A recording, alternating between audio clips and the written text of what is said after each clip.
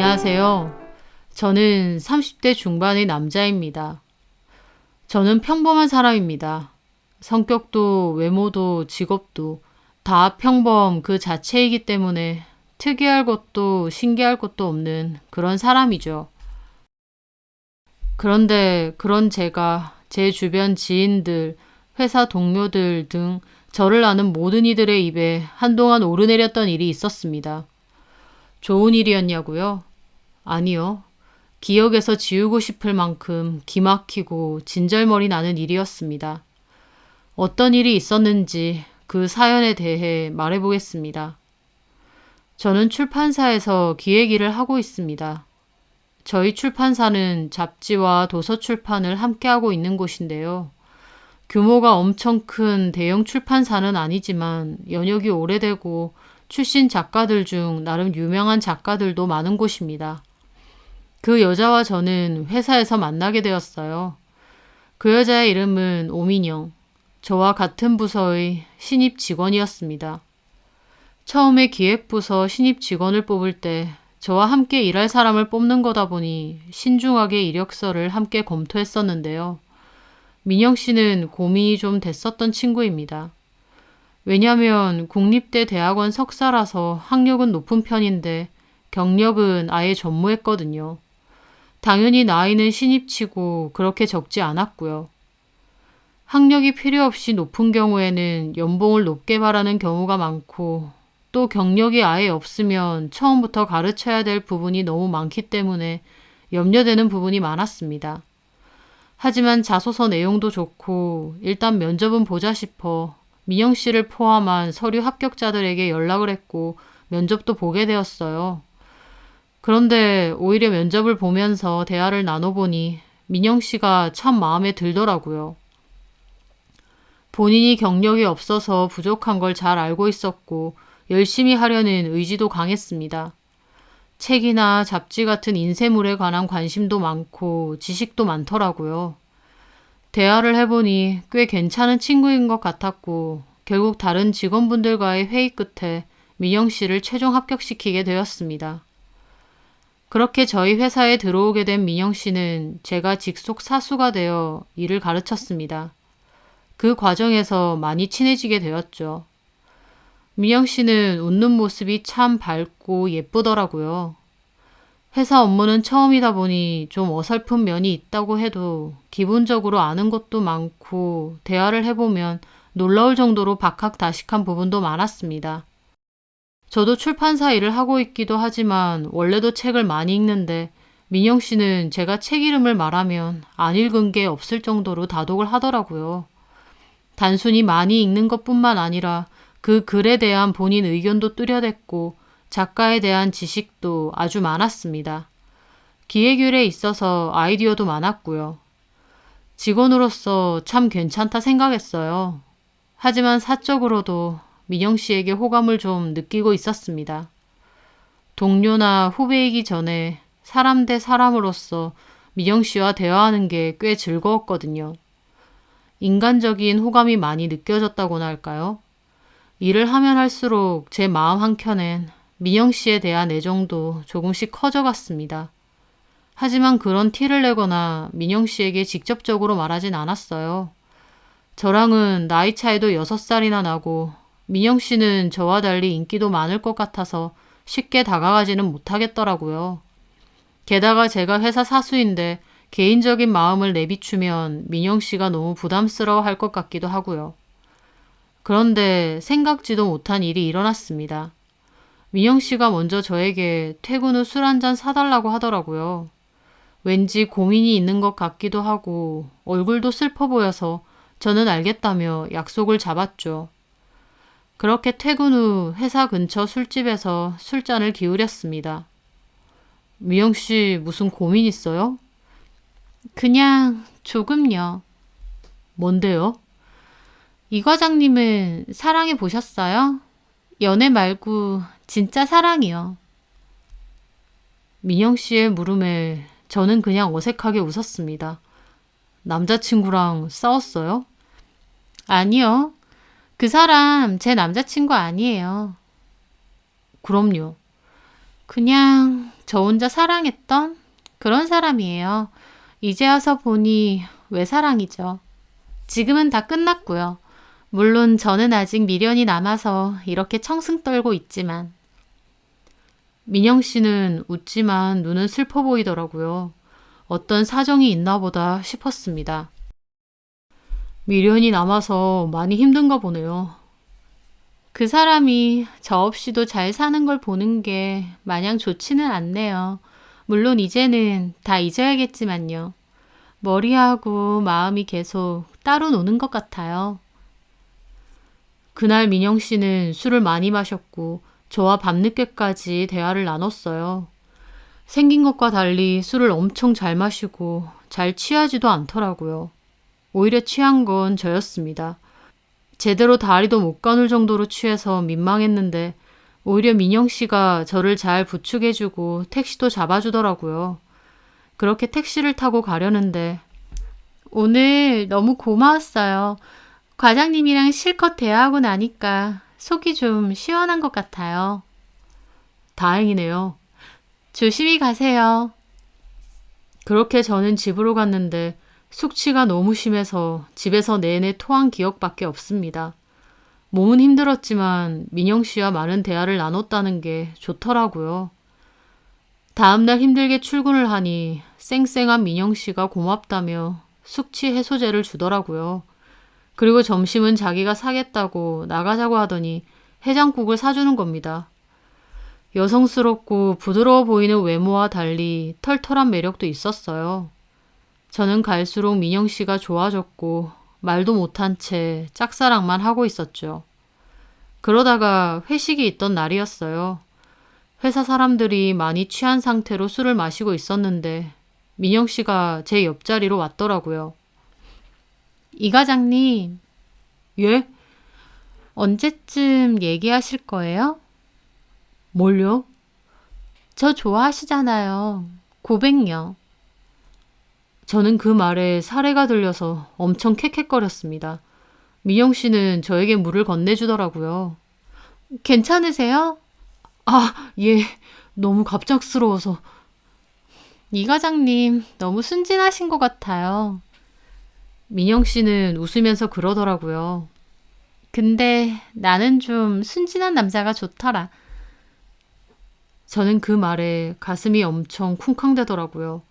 그날 회식이 끝난 뒤 저는 민영 씨를 데려다 준다고 했습니다.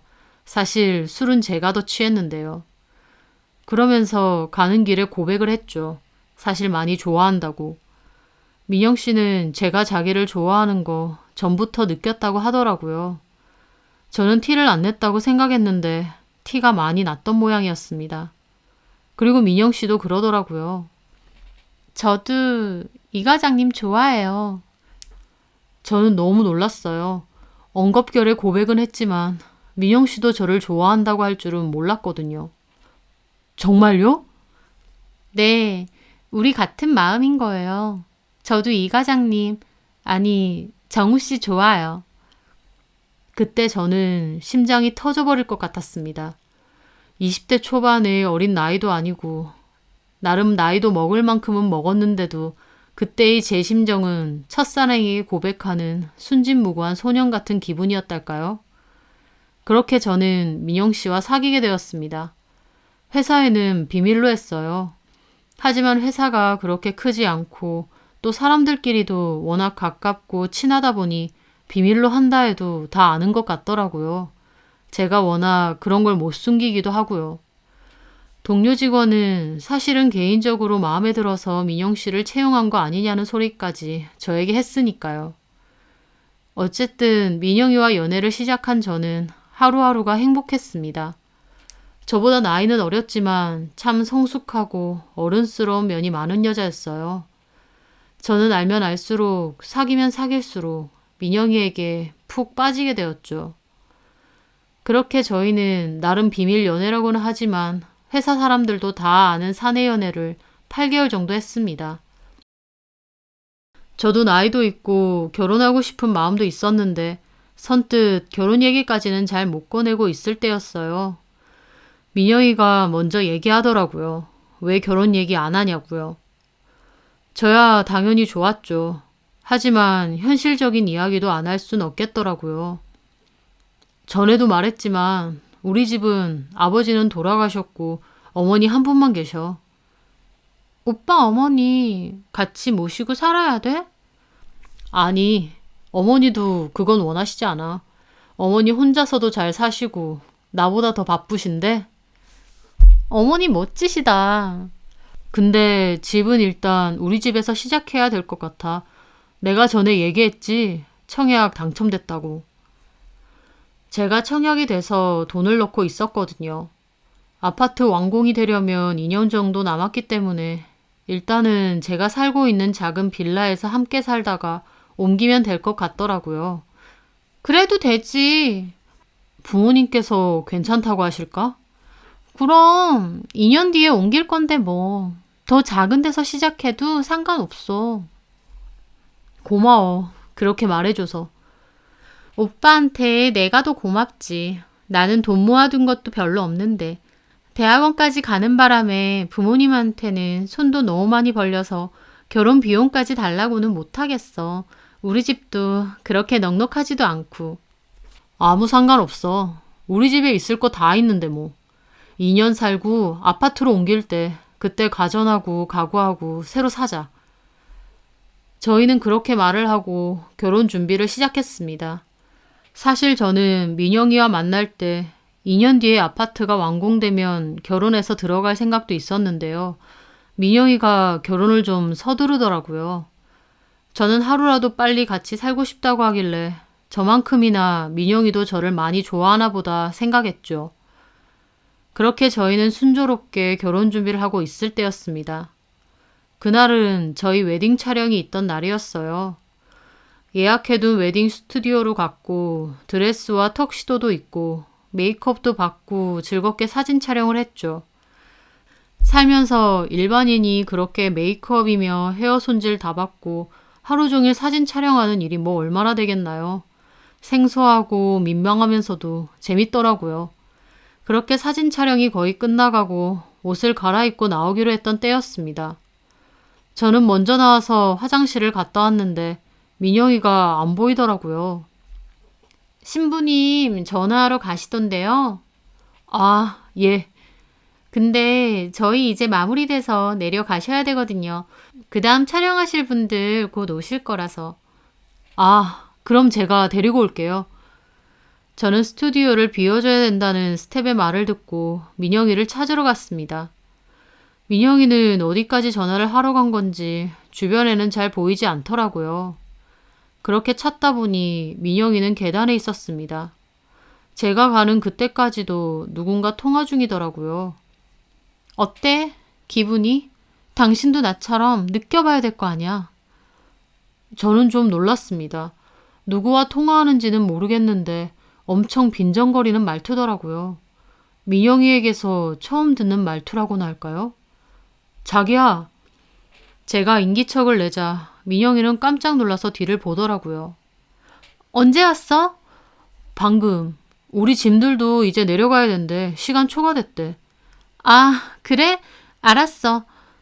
민영이는 그러더니 전화를 그냥 끊어버리더라고요. 끊는다는 소리도 없이요. 그렇게 끊어도 돼? 괜찮아. 누구랑 통화한 건데? 친구. 얼른 가자. 저는 그렇게 민영이와 다시 스튜디오로 돌아갔습니다. 대화 내용이나 민영이의 말투가 좀 이상하긴 했지만 대수롭지 않았어요. 그런데 이상한 일은 또 있었습니다. 쉬는 날 저희 집에 민영이가 놀러 왔었어요. 민영이가 라면을 먹고 싶다고 하더라고요. 저는 라면을 끓이려고 주방으로 나갔다가 계란 넣을 건지 물어보려고 들어가려는데요. 민영이가 저희 방을 막 사진으로 찍더라고요. 그러더니 누군가에게 문자를 보내는 것 같았습니다. 방은 왜 찍어? 아, 그냥 좀 인테리어를 바꿔볼까 해서. 좀 칙칙하지. 아무래도 커튼도 그렇고 침대 커버 같은 건 좀 바꿔야겠어. 그렇지. 내가 알아서 좀 볼게. 그래. 나보다는 네가 더 잘 보겠지. 그렇게 얘기하고 말았습니다. 그런데 그날 우연히 민영이가 화장실 간 사이에 폰을 슬쩍 봤는데요. 거기에 제 방 사진과 함께 이렇게 적혀 있는 겁니다. 나 이런 데서 살 거야. 어때 보여? 저는 순간 저게 무슨 말이지? 하는데 마침 민영이가 핸드폰을 확 들더라고요. 왜 남의 폰을 봐? 아니, 우리 방 사진을 누구한테 보낸 것 같아서. 아, 친구. 인테리어 조금 바꾸고 싶은데 어떻게 하면 좋을까 해서 의논한 거야. 아, 그래? 민영이는 폰을 가방에 넣어버리더라고요. 하지만 저는 뭔가 찜찜했습니다. 민영이의 표정이나 행동도 그렇고 대화 내용도 그렇고 뭔가 친구에게 보내는 느낌 같지가 않았거든요. 민영이가 너무 좋았지만 오히려 결혼 준비를 하면서부터는 좀 석연치 않은 부분이 많다는 걸 느꼈습니다. 묘하게 뭔가 저에게 숨기는 듯한 느낌이 자꾸만 들었거든요. 그저 내 생각일 뿐이겠지, 내가 예민한 거겠지라고 생각을 했는데요. 결정적인 그 일이 생긴 거였습니다. 그날 외근이 있었는데 마침 민영이가 졸업한 학교 근처에 약속이 있었어요. 그래서 같이 외근 나가서 일을 보고 밥을 먹으러 가기로 했죠. 자기 학교 근처니까 잘 알겠다. 맛있는 데 데리고 가죠. 아, 거기 가면 되겠다. 나 대학원 동기들이랑 잘 가던 곳 있거든. 파스타랑 리조또 맛있어. 좋은데? 가보자. 저는 그렇게 민영이와 그 식당을 가게 됐어요. 주문을 하고 앉아서 이런저런 얘기를 하고 있던 때였습니다. 그때 어머, 민영이 맞지? 누가 아는 체를 하더라고요. 쳐다보니 웬 여자 둘이 있었습니다. 민영이 동기들인가 했는데 민영이 표정은 그렇게 좋지 않더라고요. 좀 당황한 것 같기도 하고요. 어, 오랜만이네. 여긴 어쩐 일이야? 이제 학교 안 다니잖아. 일 때문에. 일? 아, 취업했구나. 그럼 회사 동료분이셔? 우리 회사 과장님이셔. 그러면서 저를 보더라고요. 어머, 그렇구나. 안녕하세요. 저희 민영이 대학원 동기예요. 안녕하세요. 어떻게 이런 데서 만나네. 식사 맛있게 하세요. 민영아, 또 보자. 어. 그렇게 동기들은 민영이를 힐끗거리며 가게를 나가더라고요. 동기분은 반갑게 인사했는데 오히려 민영이는 표정이 몹시 안 좋았습니다. 저분들은 아직 학교 다니시나 보네. 쟤는 박사과정까지 밟는다고 했거든. 아, 그렇구나. 근데 표정이 왜 그래? 별로 안 친한 동기였어? 어? 뭐, 막 친한 건 아닌데 되게 친한 척 하네. 당황스럽게. 민영이는 어색하게 웃더라고요. 저는 그냥 고개를 끄덕이며 있다가 담배가 좀 피고 싶어서 잠깐 나갔다 온다고 했습니다. 그렇게 가게 밖에서 담배를 피려던 참이었어요. 그런데 뭔가 인기척이 들려서 슬쩍 보니까요. 코너 돌아서 아까 인사했던 민영이 동기들도 담배를 피고 있더라고요. 아직 안 갔구나 생각하며 저도 담배에 불을 붙이면서 의도치 않게 그 두 사람이 하는 얘기를 듣게 되었습니다. 야, 어떻게 여기서 다 보냐, 오민영 쟤를? 무슨 낯짝으로 여기로 오지? 여기 우리 학부 애들 자주 오는 거 알면서. 하여튼 보통 낯짝은 아니라니까?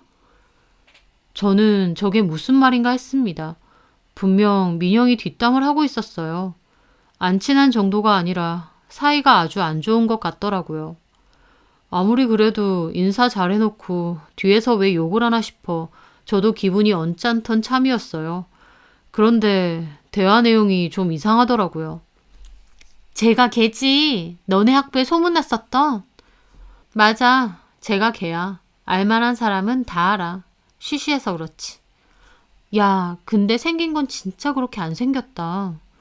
내 말이 완전 내숭백단이지 뭐. 저는 무슨 말일까 싶었습니다. 학부에 소문이 났었던 사건이라니. 도대체 뭐길래 저렇게 동기들이 뒤에서 민영이를 씹어댈까 싶더라고요. 근데 소문으로 뭐 다른 남자랑 결혼한다 어쩐다 하던데 설마 아까 앞에 그 남자는 아니겠지? 왜?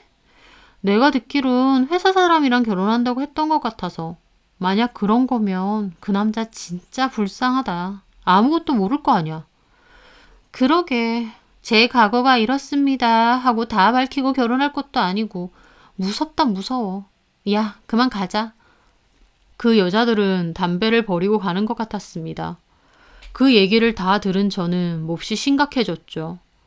제가 모르는 민영이의 과거가 뭔지, 도대체 뭐길래 결혼하는 남자가 불쌍하다는 소리까지 들어야 되는 건지 심각한 기분이 들더라고요. 대화만 들어보자면 민영이에겐 제가 모르는 꽤 큰 비밀이 있는 것 같았습니다. 저는 담배를 피는 둥 마는 둥 하고 잠시 생각을 하다가 다시 가게 안으로 들어왔어요. 민영이도 여전히 표정이 좋지 않더라고요. 음식 나왔어. 왜 이렇게 늦게 들어와? 얼른 먹자. 저는 몹시 불편한 기분으로 음식을 먹는 둥 마는 둥 했습니다. 민영이 역시 아까 그 동기들을 만나고 생각이 많아 보이더라고요. 저는 겉으론 그냥 모르는 척 하면서도 속으론 제가 모르는 민영이의 비밀이 뭔지 알아내야겠다 싶었습니다. 그날 퇴근을 하고 민영이는 저희 집에 왔어요. 둘이서 맥주를 했고 민영이는 피곤하다며 먼저 잠이 들었죠. 저는 조심스럽게 민영이의 핸드폰을 꺼내 들고 화장실로 갔습니다. 잠금이 걸려있긴 했지만 비번은 대강 알고 있었어요. 제 앞에서 늘 아무렇지 않게 비번을 틱틱 누르고 풀었거든요. 저도 기억을 더듬어 잠금을 풀고 톡이나 문자 등을 살펴봤습니다. 그리고 그렇게 어렵지 않게 그 대화를 발견할 수 있었어요. 제가 그때 이상하게 생각했던 저희 방 사진을 보낸 바로 그 대화창이었습니다. 대화는 참 이상하게도 민영이가 일방적으로 톡을 계속 보냈더라고요.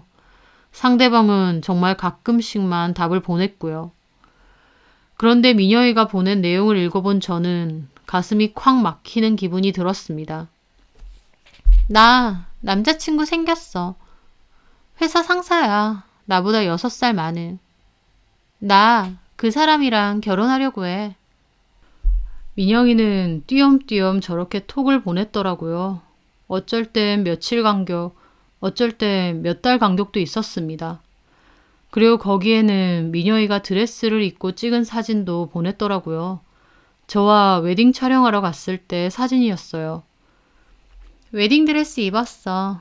나 어때? 민영이의 말에 그 남자 답장도 있었습니다. 예쁘네. 그리고 대화는 없었어요.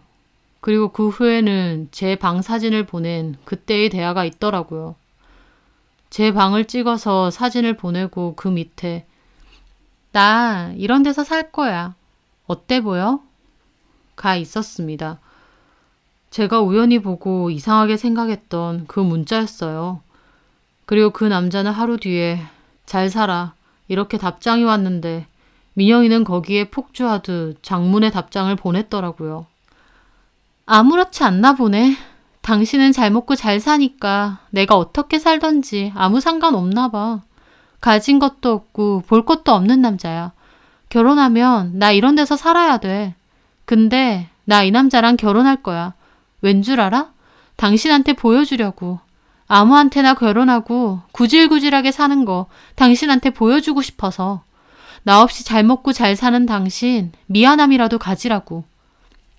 저는 그 장문의 답장을 보는데 심장이 덜컥 내려앉더라고요. 누가 봐도 전 남친에게 미련이 가득해서 매달리는 여자의 문자였습니다. 그런데 그 내용이 저를 사랑하지도 않고 또 가진 거 없는 저랑 결혼하는 걸 구질구질하다고 생각하더라고요. 저와 사랑해서 결혼하는 게 아니라 이 남자가 미안함을 가지라고 아무하고나 결혼하겠다는 내용이었으니까요. 충격, 배신감, 분노. 말도 못하겠더라고요. 어떻게 지들 사랑 노름에 나를 끼워서 사람을 이렇게 비참하게 만들 수 있을까. 이런 문자를 보내는 여자가 정말 내가 사랑하던 민영이가 맞나 싶고요. 내가 민영이에게 이렇게 보였던 모양이었습니다. 가진 거 없고 구질구질하고 저를 사랑하는 마음조차 없으면서 단순히 복수심에 그 남자가 신경 쓰이게 만들고 싶어서 저와 결혼한다는 거였습니다. 저는 어쩔 줄을 모르겠더라고요. 너무 화도 나는데 비참하기도 하고 이런 속내를 가지고 저와 결혼을 하려고 했었다는 게 생각할수록 기막히고 저는 당장 민영이에게 따지려고 했었습니다. 그런데 뭔가 이상하더라고요. 저는 그 남자의 프로필 사진을 눌러봤습니다. 그리고 깜짝 놀랐어요. 그 남자의 프로필 사진에는 정다운 가족 사진이 있었거든요. 어디 외식을 가서 찍은 건지 4, 50대 정도로 나이가 들고 점잖아 보이는 남자와 그 옆에 아내로 보이는 여자, 그 뒤로 딸이 손으로 V를 만들며 웃고 있는 사진이었어요.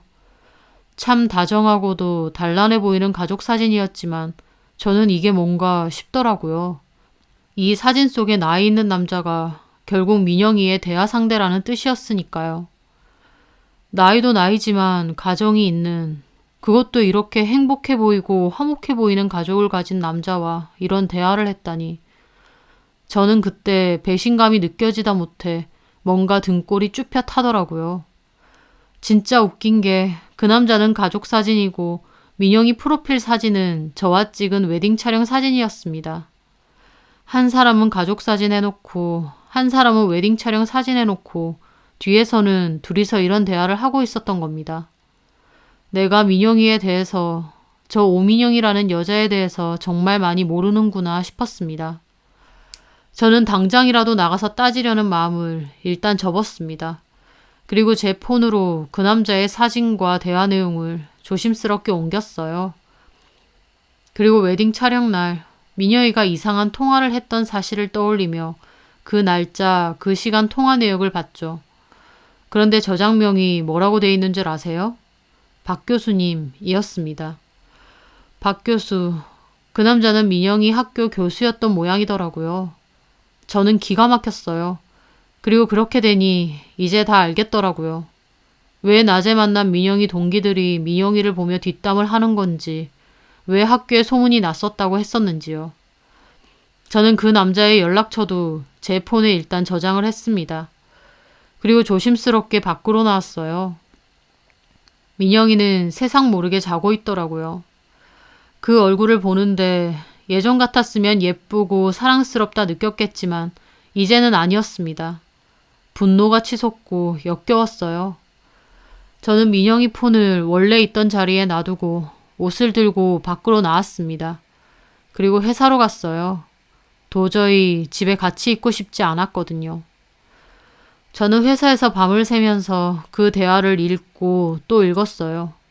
민영이에 대한 배신감이 너무 컸습니다. 혼란스럽기도 했고요. 그리고 일단은 박 교수라는 이 남자를 만나봐야겠더라고요. 그렇게 밤을 샌 저는 아침 일찍 그 남자에게 전화를 했습니다. 여보세요? 그 남자의 목소리를 듣는데 말할 수 없는 감정이 몰아치더라고요. 여보세요? 그 남자는 제가 답이 없자 다시 물었고 저는 겨우 입을 열어 말했죠. 박 교수님? 누구시죠? 오민영 아시죠? 예? 저 오민영 약혼자입니다. 결혼 약속한.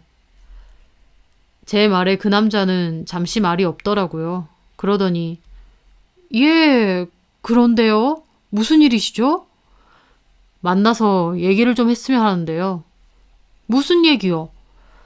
두 사람이서 카톡한 거 봤거든요. 제 말에 그 남자는 한숨을 푹 내쉬었습니다. 저랑 카톡을 한 게 아니라 오민영이 일방적으로 보낸 겁니다. 어쨌든요. 제가 학교로 찾아가도 될까요? 제가 학교로 찾아간다고 하자 그 남자는 펄쩍 뛰더라고요. 무슨 소리예요? 여길 왜 와요? 저는 그냥 얘기만 좀 하고 싶어서요. 학교는 안 되고 근처에서 뵙죠. 잠깐이면 되죠? 네. 그렇게 저는 그 남자와 약속을 잡았어요. 회사에서 멍 때리고 있으니 사람들이 출근을 했고 저를 보고 다 놀라더라고요. 일찍 온 건지 아니면 회사에서 잔 건지 물으면서요. 저는 그냥 멋쩍게 대답을 했습니다. 민영이도 출근하자마자 저에게 오더라고요. 잠에서 깨서 일어나 보니 내가 없던데 어떻게 된 거냐면서요. 저는 급하게 보내야 될 게 있어서 좀 일찍 나왔다며 대충 둘러댔습니다. 민영이는 점심을 같이 먹자고 했는데 저는 약속이 있으니 혼자 먹으라고 했어요. 제 딴에는 티를 안 내려고 했는데 티는 나는 것 같더라고요. 민영이는 계속 무슨 일 있냐고 했고요. 하지만 저는 그 얼굴조차 보기가 싫었습니다. 제 앞에선 저를 진심으로 걱정하는 척하면서 뒤에서는 마음에도 없는 결혼을 복수심으로 한다고 말하는 그 여자. 알 수 없는 시커먼 속내를 보기라도 한 양 정말 혼란스럽더라고요. 그날은 일도 손에 잘 잡히지 않았습니다. 그리고 약속 시간에 맞춰 약속된 장소에 가 있었죠. 잠시 후 그 남자가 두리번거리며 오더라고요. 박 교수. 저는 사진을 봐서 단박에 알아차렸습니다. 제가 일어나자 박 교수도 떨떠름한 얼굴로 앞에 앉더라고요. 할 얘기가 뭡니까? 저는 그 남자 얼굴을 가만히 봤습니다. 온화하게 웃고 있던 사진 속 모습과 달리 실제로 본 박 교수는 좀 날카롭게 생겼더라고요. 제가 만나자고 한 것 때문에 초조해 보이기도 했고요. 단도직입적으로 물을게요. 민영이와 무슨 사이셨습니까? 걔한테 무슨 얘기 듣고 이러시는 거예요? 아니요. 직접 들은 거 아니고 두 사람 대화 나눈 걸 봤습니다. 제 말에 박 교수는 질린다는 얼굴로 물을 마시더라고요.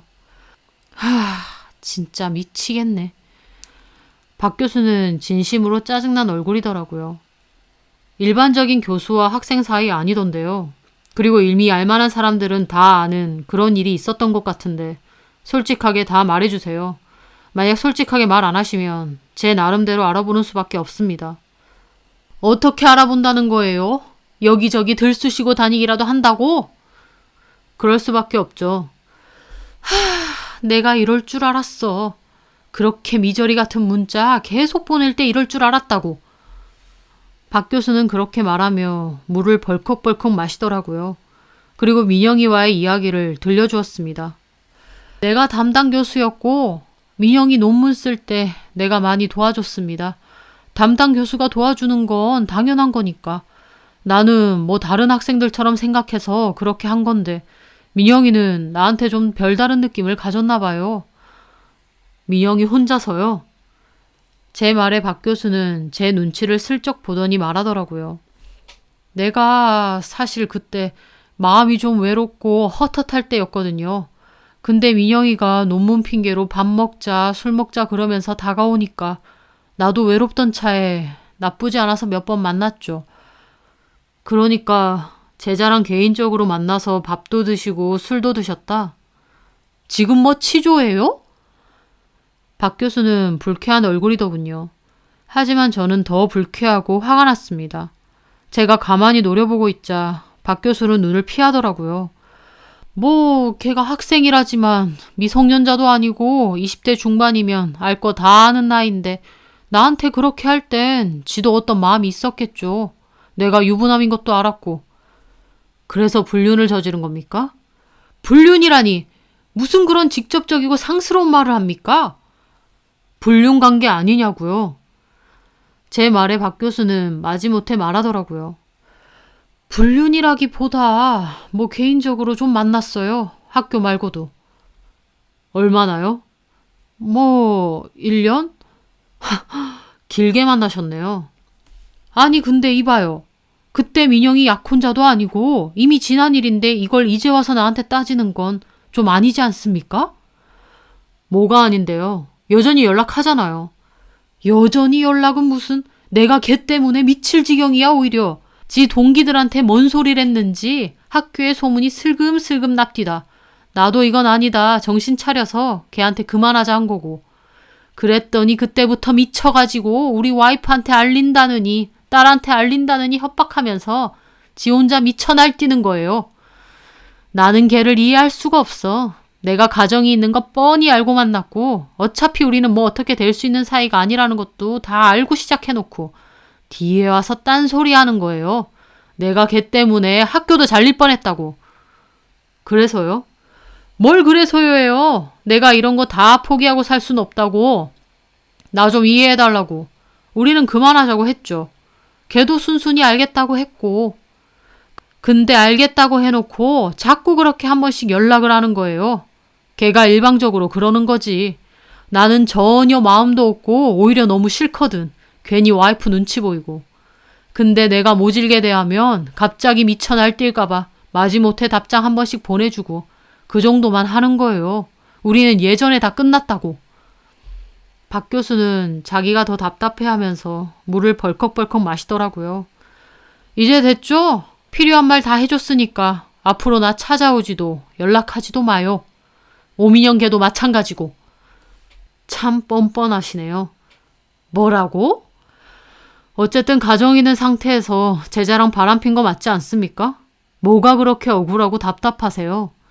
이봐요. 내가 그런 걸 당신한테 들을 이유는 없어. 그럼 와이프분한테는 들어도 되시겠네요. 와이프분도 아세요? 아니 이것들이 쌍으로 진짜? 박 교수는 광분해서 벌떡 일어나더니 제 멱살을 잡더라고요.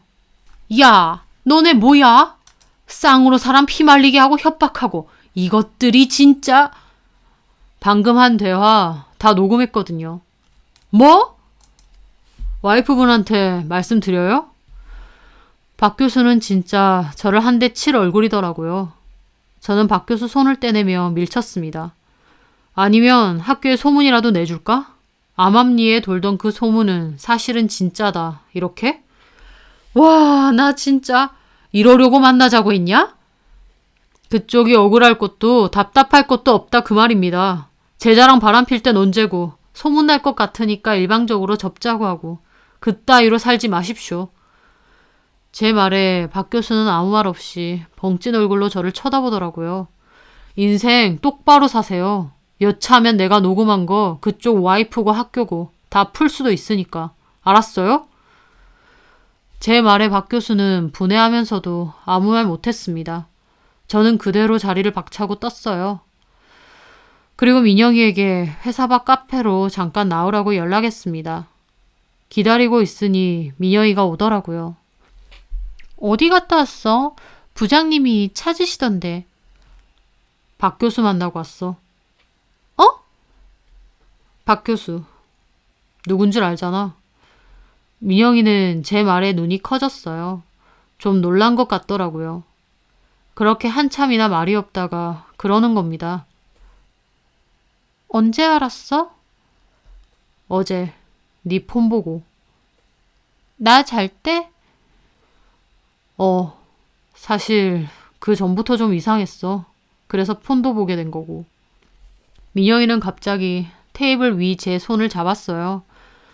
오빠, 미안해. 그거 다 오해야. 나 사실 박 교수한테 미련도 없고 아무 마음 없어. 그런 사람이 마음에도 없는 남자랑 결혼한다고 이렇게 구질구질 살 거라고 내 방 사진까지 보냈니? 너무 억울해서 학교에 소문난다고 나 몰아붙여서 나는 원래 박사과정까지 하려던 거 그만두고 예정에도 없이 학교 나왔거든.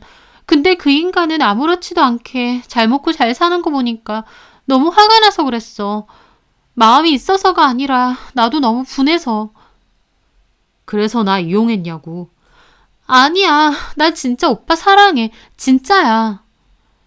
저는 민영이 손을 뿌리쳤습니다. 네가 그 남자랑 대화했던 내용도 다 있고 좀 전에 박 교수 만났을 때 너에 대해서 하는 말도 다 녹음했어.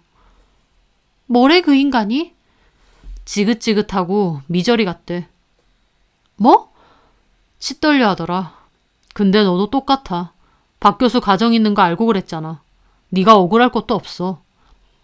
제 말에 민영이는 훌쩍이더라고요. 와이프랑 엄청 사이 안 좋다고. 이혼 얘기하고 있다고. 너 바보냐? 오히려 그 남자는 네가 들쑤시고 다녀서 와이프가 알까봐 엄청 겁내하던데? 지금도 너 차단하면 네가 미쳐서 날뛰는 게 제일 걱정이래. 와이프한테 다 말할까봐. 그래서 마지못해 답장 한 번씩 보내주는 거라던데? 그 자식이 그렇게 말했어? 그래. 네가 미련 넘치는 그 남자가 그렇게 너를 생각한다고. 너나 그 남자나 진짜 소름 끼치고 징그럽다. 근데 그 남자는 내 알 바 아니고 너한테는 너무 배신감 느껴져. 미안해. 미안해 오빠. 됐어. 내가 이렇게 다 한 이상 우리 끝났어. 아쉬울 것도 없잖아. 사랑해서 하려고 한 결혼도 아닌데. 아니야. 진짜 그냥 복수심에 그런 거지. 나 오빠 진짜 좋아해. 알잖아. 모르겠어. 나는 네가 누군지, 어떤 사람인지 진짜 모르겠고 더 이상 네 얼굴 보기도 싫어. 네가 그나마 나에 대한 미안함이라도 있으면 내 앞에서 사라져 주라. 나는 너 볼 자신 없다. 네가 안 나가면 내가 나갈 거야. 저는 그렇게 말하고 자리를 떠났습니다. 나갈 때 보니 민영이는 얼굴을 가리고 울고 있더라고요. 그 모습을 보는데 저도 너무 마음이 아프고 우리가 왜 이렇게 됐나 싶었습니다. 저도 눈물이 나서 회사로 다시 들어가지도 못하고 근처 공원에서 울면서 앉아 있었어요. 결혼식을 앞두고 너무 행복하고 좋았는데 이렇게 끝이 난다는 게 참 허무하고 힘들더라고요. 하지만 그런 대화를 직접 본 이상 덮어놓고 지나갈 수도 없는 문제였습니다. 제가 밖에서 한참이나 그러고 있자 회사에선 계속 전화가 왔는데 도저히 다시 들어갈 수 없었어요. 그래서 저는 결국 몸이 안 좋아서 병원을 가겠다는 문자 한 통 남기고 집으로 갔습니다. 집에서 술을 몇 병이나 마신지 몰라요. 안주도 없이 술만 퍼먹다가 잠이 들었는데 눈 떠보니 저희 회사에 친한 동료 직원 둘이 와 있더라고요. 친구처럼 친해서 저희 집에도 한 번씩 왔던 동료들이었습니다. 무슨 일이야? 연락도 안 되고 걱정돼서 와봤잖아. 그러니까 너도 그렇고 오민영 씨도 울면서 들어와서 자기 짐 싸들고 회사 나갔어. 저는 그 말에 술이 좀 깨더라고요. 나갔다고? 짐 싸들고?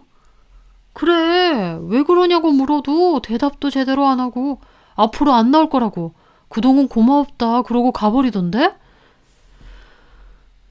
제가 눈앞에서 사라져 달라고 했지만 막상 그렇게 나갔다 생각하니 가슴이 많이 아프더라고요.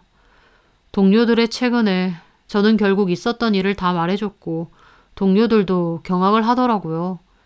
저는 다른 사람한텐 절대 말하지 말라고 했고요. 그렇게 저와 그 여자는 요란하게 끝이 났습니다.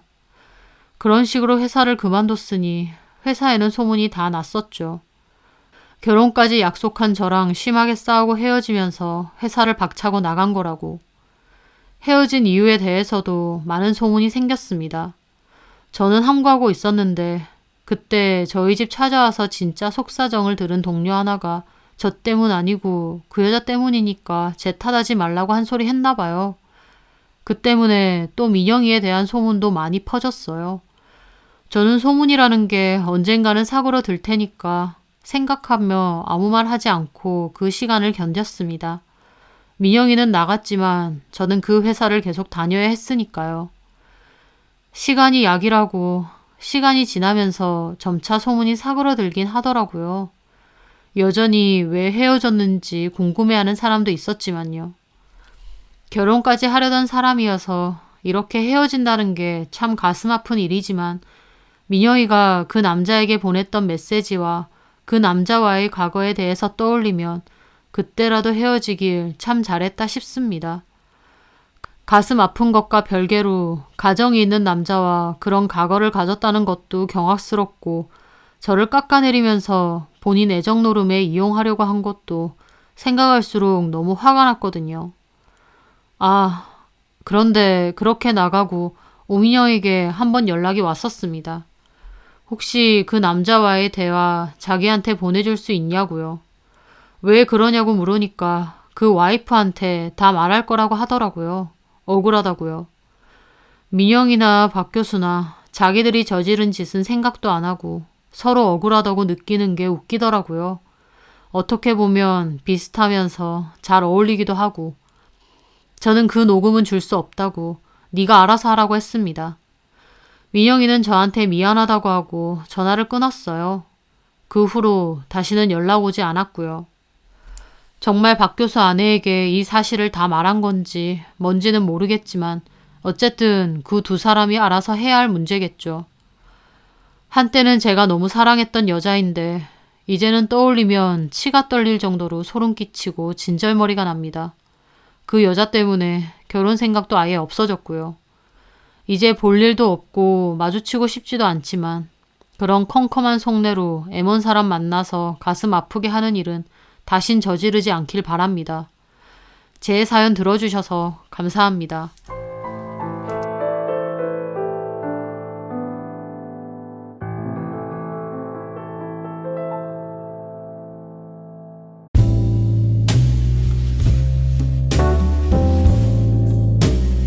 안녕하세요.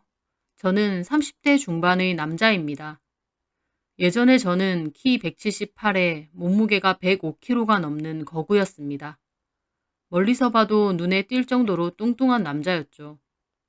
옷은 언제나 빅사이즈 사이트에서 사고 대중교통은 이용해 볼 생각도 안 해봤습니다.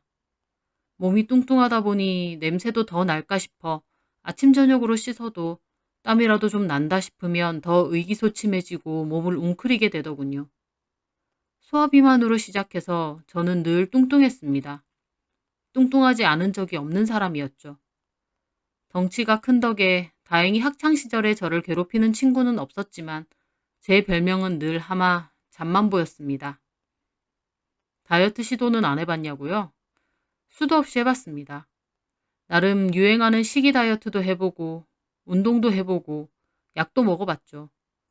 조금 뺀 적도 있었지만 여유가 오면서 몸무게가 오른 적이 더 많습니다. 몸이 뚱뚱하다 보니 스스로에게 자신감도 없고 어떤 여자가 저를 좋아하겠나 싶어서 연애는 꿈도 못 꿨어요. 그냥 돈이나 열심히 벌고 맛있는 거나 실컷 먹으면서 살아야겠다 생각하고 말았죠. 그런데 그런 제 앞에 그 여자가 나타난 겁니다. 저는 컴퓨터 프로그래머 일을 하는데 저희 회사에 격리 사무를 보는 여자가 새로 채용이 되어 들어왔습니다. 이름은 양희진이고 호리호리하면서도 늘 생글생글 웃는 얼굴이었어요. 그 여자가 격리를 하다 보니 영수증 처리 등 이래저래 말을 섞을 일이 많았는데 늘 웃는 모습으로 사근사근하게 잘 대해줬어요. 물론 저에게만 그렇게 한 건 아니었지만요. 볼수록 기분 좋아지는 그런 사람이었습니다. 자연스럽게 호감도 좀 가졌었지만 언간생심 제가 희진 씨와 사귄다던가 하는 생각은 하지 않았습니다. 저에게 잘해주는 건 제가 단지 직장 동료이기 때문이란 걸 너무 잘 알았거든요. 희진 씨는 딱 봐도 예쁘고 날씬하고 인기도 많을 것 같았어요. 어쩌면 이미 근사한 남자와 만나고 있을지도 모르고요. 그래서 애초에 그런 생각도 없었는데 생각지도 못한 일이 일어났습니다. 회식이 있었는데 희진 씨가 제 옆자리에 앉더군요. 그러면서 저한테 말을 계속 거는 거예요. 이것도 드셔보셔라. 술은 잘 드시냐. 집은 어디 사시냐 등등요. 오히려 다른 남자 직원들은 희진 씨에게 흑심이 있는지 막 말을 걸려고 하는데 희진 씨는 저에게만 말을 걸고 술도 따라달라 그러는 거예요. 그래서 그때 대화도 많이 나누고 술도 마셨죠. 다른 남직원들이 저 자식 개 탔네 하는 표정으로 저를 보는데 얼마나 우쭐하던지요. 그렇게 회식이 끝나고 가려는데 희진 씨가 너무 어지럽다는 거예요. 그러면서 집 가는 방향도 비슷하던데 대리 부를 거면 같이 가면 안 되냐더군요.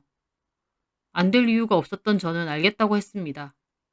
그렇게 대리기사분이 오고 희진 씨는 뒤로 타라고 하고 조수석에 타려는데 희진 씨가 그냥 같이 뒤에 타자고 하더군요. 저는 희진 씨가 왜 이럴까 싶으면서도 가슴이 좀 뛰더군요. 그렇게 같이 뒤에 타서 가는데 생각보다 희진 씨는 그렇게 취한 것 같지 않았습니다. 그렇게 희진 씨 집 근처에 다다랐는데 저보고 대리기사분은 보내고 공원 한 바퀴 돌자는 거예요. 술 냄새 풍기면서 집에 가기 싫다고요. 그래서 저는 알겠다고 하고 희진 씨 집 근처 공원을 돌았죠. 그런데 희진 씨가 갑자기 제 손을 잡더군요. 손 정말 크시네요. 제 손이랑 대봐도 돼요? 예. 저는 그때 너무 긴장해서 손에서 막 땀이 나는 게 창피하더군요. 하지만 희진 씨는 아랑곳 않고 자기 손을 갖다 대는 거예요. 손에도 살이 쪄서 뚱뚱하죠? 제가 머쓱해서 그렇게 말하니 희진 씨가 웃으면서 그러는 거예요. 경호 씨 진짜 귀여운 거 알아요? 꼭 커다란 공 같아요. 제가 너무 뚱뚱해서 뚱뚱한 게 어때서요? 난 뚱뚱한 남자 좋던데? 그러면서 저를 빤히 보는 거예요. 저는 그때 심장이 튀어나오는 줄 알았습니다. 그러면서 희진 씨가 하는 말이, 경호 씨, 나 어때요? 예? 난 경호 씨 맘에 들어요. 처음 봤을 때부터요. 근데 경호 씨는 눈치가 없는 것 같아요. 저는 그때 이게 꿈인가 생시인가 했죠.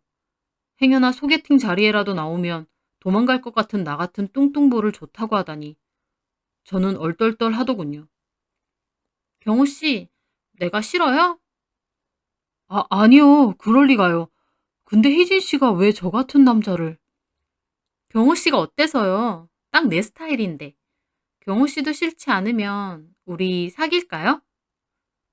희진 씨의 돌직구에 저는 홀린 사람처럼 고개를 끄덕였고 저희는 그날부터 사귀게 되었습니다.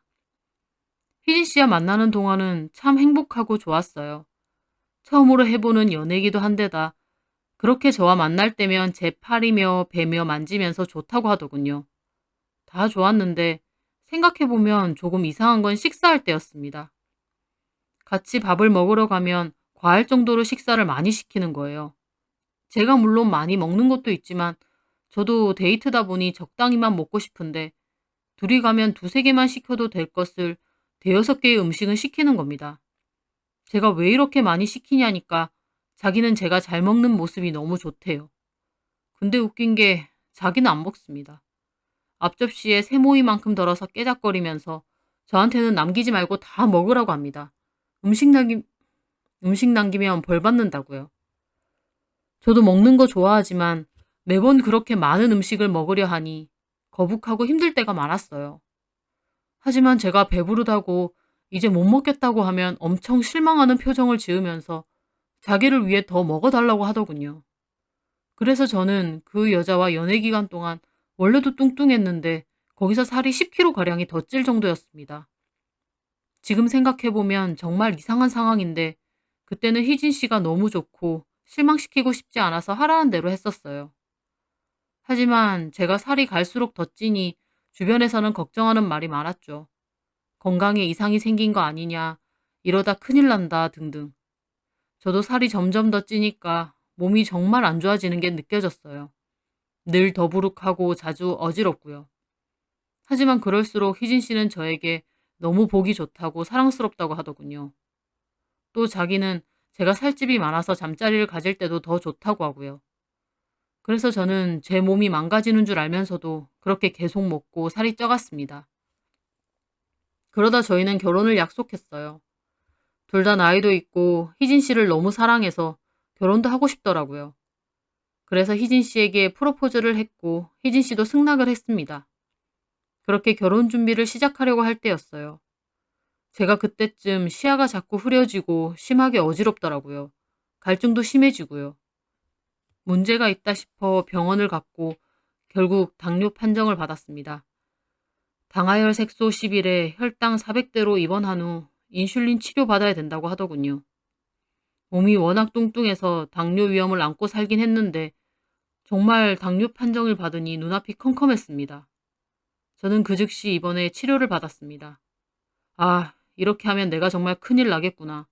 이제 결혼도 해야 하는데 무조건 관리를 해야겠구나. 그렇게 결심이 섰습니다. 제가 그동안 의지박약으로 제 몸을 너무 방치했다는 생각이 들더군요. 결혼을 약속한 희진 씨에게도 못할 짓인 것 같았고요. 그렇게 저는 치료를 받으면서 식단 조절하고 운동도 무리 가지 않는 선에서 걷는 운동으로 조금씩 늘려갔습니다. 퇴원 후에도 계속 식이 조절과 운동을 병행했고요. 당뇨가 얼마나 무서운 건지 저도 잘 알고 있었기에 이참에 살도 빼고 관리도 좀 해야겠다 마음을 제대로 먹었죠. 희진 씨도 제 얘기를 듣고 옆에서 응원하겠다고 하더군요. 그렇게 저는 회사에 도시락까지 싸들고 다니며 식단 관리를 했습니다. 일의 특성상 하루 종일 앉아있는 일이 잦았는데 예전에는 달달한 커피를 줄창 마시며 하루 종일 앉아 있었다면 이제는 단 커피 같은 건 당연히 끊고 물을 마시면서 틈틈이 스트레칭도 하고 퇴근 후에는 운동도 1시간 이상 꾸준히 했습니다. 처음엔 몸이 너무 무거워 가볍게 걷기 운동만 하다가 살이 조금씩 빠지면서 간단한 근력 운동도 병행을 했어요. 그렇게 식단과 운동을 병행하다 보니 3달 만에 당화혈도 5.7로 떨어지고 살도 많이 빠지고 훨씬 좋아졌습니다. 늘 피곤하고 골골댔었는데 확실히 몸도 가볍고 운동을 꾸준히 해서인지 체력도 좋아지더군요. 그리고 살도 점점 빠지니 제 스스로도 자신감이 생기고요. 다 좋았습니다. 다만 한 가지 빼고요. 바로 희진 씨였습니다. 제가 처음 당뇨 판정 받았을 땐 저를 많이 걱정하고 제가 관리하는 걸 응원했었거든요. 그런데 제가 살도 점점 빠지고 건강해질수록 희진 씨는 점점 저에게 거리를 두려고 하는 거예요. 제가 일 끝나고 운동 가려고 하면 운동 안 가면 안 되냐, 자기랑 놀면 안 되냐 자꾸 꼬시고 제가 운동 갔다 와서 보자고 하면 싫다고 하고요. 음식도 제가 조절해서 먹는데 자꾸만 떡볶이 먹고 싶다고 하고 짜장면 땡기지 않냐고 하고요. 처음엔 당뇨의 위험성을 잘 몰라서 그러나 보다 싶어 제가 관련 자료도 많이 보여줬습니다. 자기야, 당뇨 진짜 무서운 거야. 관리 잘해야 돼.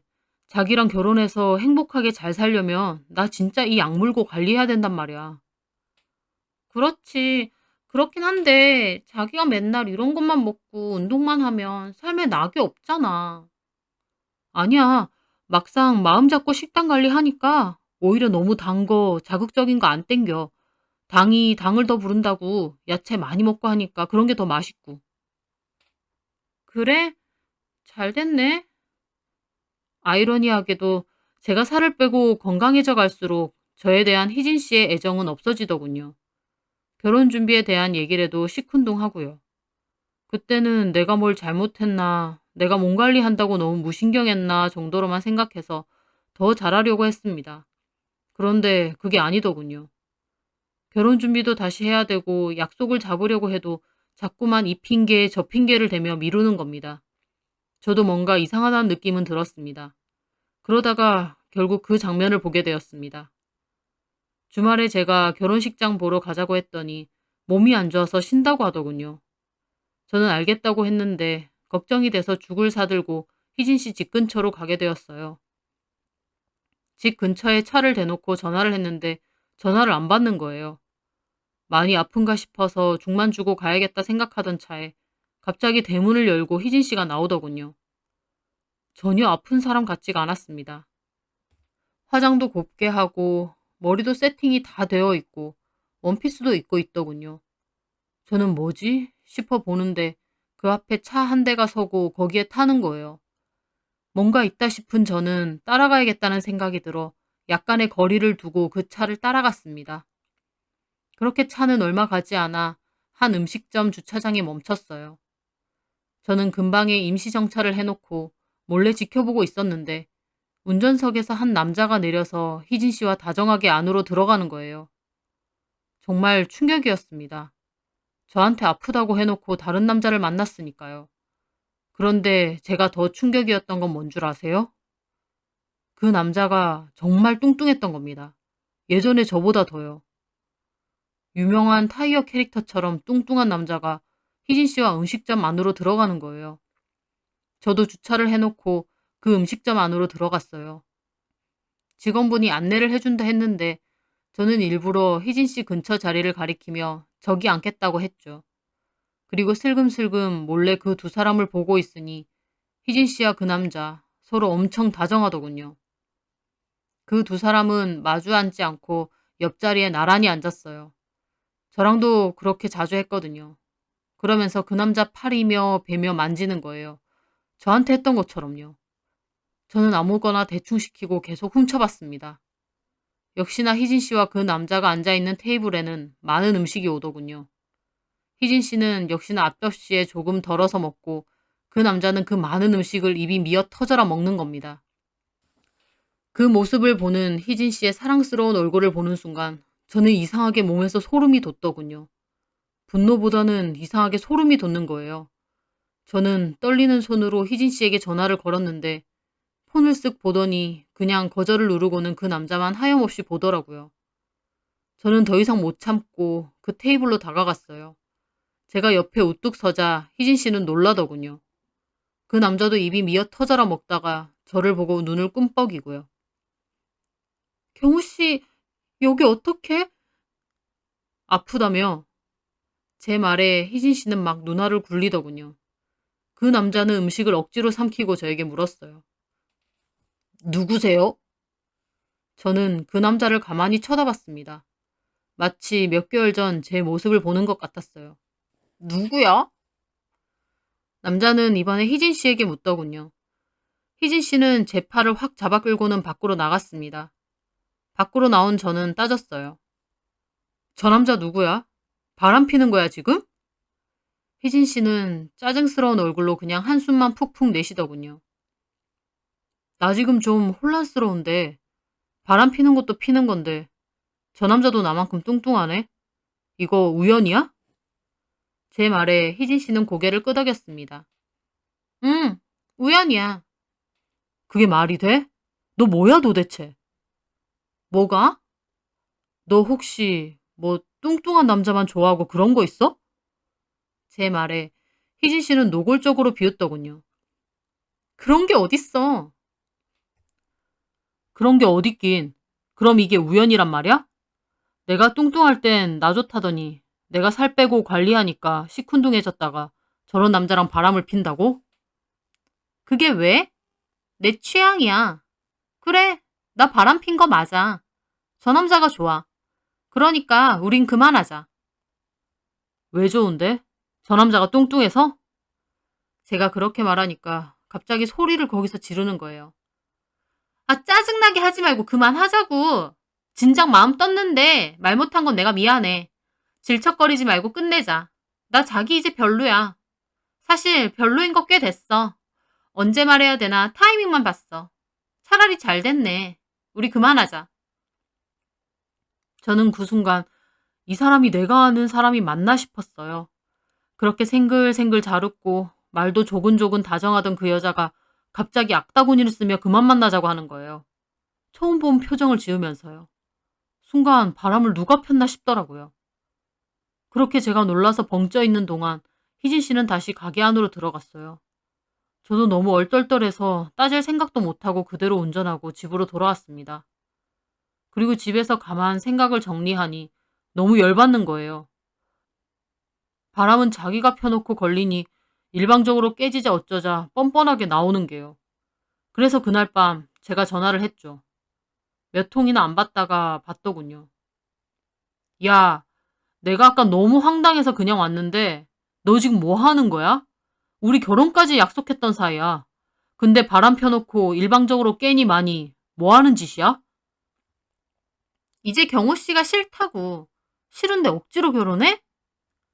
싫었으면 헤어지자가 하고 다른 남자를 만나든지 어떻게 바람을 펴? 그게 뭔 상관인데 이렇게 헤어지나 저렇게 헤어지나. 완전 말이 안 통하더군요. 저도 그 순간 오만정이 다 떨어졌습니다. 하지만 궁금한 건 물어봐야겠더라고요. 그래, 싫은데 억지로 결혼 못하지. 근데 내가 싫어진 이유, 내가 관리하고 살 빼서지? 뭐라는 거야? 그렇잖아. 애초에 너 내가 뚱뚱해서 좋다고 했고, 내가 살 빼니까 싫어진 거잖아. 그래서 다시 뚱뚱한 남자 찾아서 만나는 거고. 너 뭐야? 소설 쓰지 마. 너 뚱뚱한 남자만 좋아하는 패티시 같은 거 있어? 제 말에 희진이는 아무 말도 안 하더군요. 그러더니 갑자기 이상하게 웃으며 말하는 겁니다. 야, 너도 솔직히 좋았잖아. 너 같은 게 어디서 나 같은 여자를 만나냐? 뭐? 맞잖아. 그나마 뚱뚱할 땐 봐줄만 하더니 살 빼니까 이도저도 아니야. 살 빼고 몸처진 거 진짜 역겹고 징그러워. 그래서 못 만나겠어. 됐니? 저는 정신이 아득했습니다. 만나는 동안은 이런 말을 할 수 있는 사람인지 정말 상상도 못했거든요. 헤어지게 되니 정말 표독스러운 말투로 막말을 퍼붓더군요. 아, 짜증나. 그만 끊어. 그렇게 그 여자는 전화를 끊었고 저희 관계도 끝이 났습니다. 애초에 회사에는 안 알리고 비밀 연애를 한 거라 다른 사람에게 말하고 말고 할 건 없었어요. 그 여자는 여전히 똑같은 얼굴로 회사에 다니고요. 다만 저를 대할 때만 엄청 차갑고 냉랭하게 대하더군요. 그 속에서 저만 속 터지고 저만 열불이 났습니다. 잘 따지지도 못하는 성격인 저는 소가리만 하며 그렇게 지옥불 가는 기분으로 출근을 해야 했어요. 제가 너무 열불이 터져 친구에게 이런 얘기를 했습니다. 그랬더니 그 친구가 진짜 소름 끼치는 여자라며 헤어지길 잘했다고 하더군요. 야 임마, 너 헤어진 거 진짜 잘한 거야. 그 여자는 네가 병에 걸려 어떻게 되든지 말든지 네가 뚱뚱하기만 하면 되는 여자네. 완전 미친 여자랑 엮일 뻔했어 너. 하, 그런 여자일 줄은 상상도 못했는데. 야, 그렇게 생각할 필요 없어. 너 조상이 도운 거야. 그런 도라이 같은 여자랑 결혼이라도 했어봐라. 악착같이 너 더 살 더 찌우려고 혈안이 돼 있을 텐데. 그런 여자가 네가 당뇨이든 말든 신경이나 썼겠냐? 차라리 잘 된 거라고 생각해. 저도 친구 말을 듣고 보니 차라리 결혼 전에 알게 된 게 다행이다 싶더군요. 제가 당뇨인데도 저한테 떡볶이나 짜장면 먹자고 말하고 운동도 못 가게 막던 것도 생각나고요. 그런 생각을 다 떠올리니 소름이 다 돋았습니다. 그 여자는 다행히 얼마 지나지 않아 퇴사를 했습니다. 말로는 결혼 준비한다고 했다던데 아마 그때 만나던 남자와 결혼 준비를 하는 걸지도 모르고 어쩌면 다른 남자가 있을지도 모르는 일이고요. 물론 누가 됐든 그 여자 옆에 있는 남자는 뚱뚱하겠죠. 저는 여전히 식단도 하고 운동도 꾸준히 하며 관리를 하고 있습니다. 훨씬 몸도 많이 좋아졌고요. 제 스스로도 자신감이 생기니 친구가 괜찮은 사람이 있다며 소개팅도 시켜준다더군요. 이상한 여자를 만나 이상한 경험을 하기도 했지만 또 그걸 계기로 제 건강도 신경 쓰고 관리도 하니 차라리 잘 됐다고도 생각합니다. 앞으로도 꾸준히 관리하고 제 몸 아껴주며 잘 살고 싶네요. 제 사연 들어주셔서 감사합니다.